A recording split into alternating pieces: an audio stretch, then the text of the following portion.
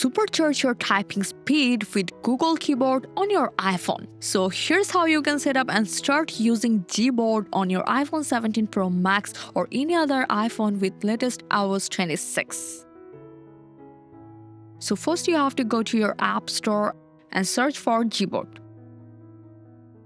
And the Google Keyboard will appear. Just download it and tap Open. Now tap Get Started, and here you will see quick preview of what Gboard can do.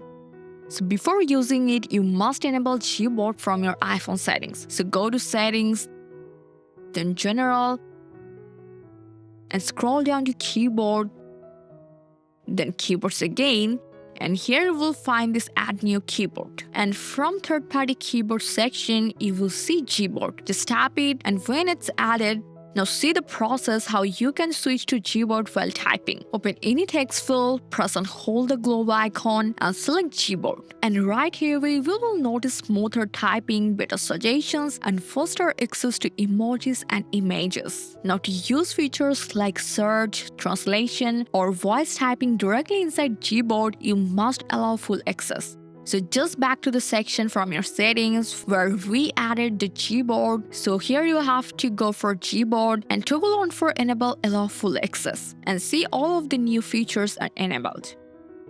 Now the main part begins, how you can customize everything on your Gboard. So just open up your Gboard app and here you can see many more options. So just choose your language and you can add many more language here. You can also customize many more settings like glide typing, enable emojis, or you can turn off many more options like autocorrection if you don't need it.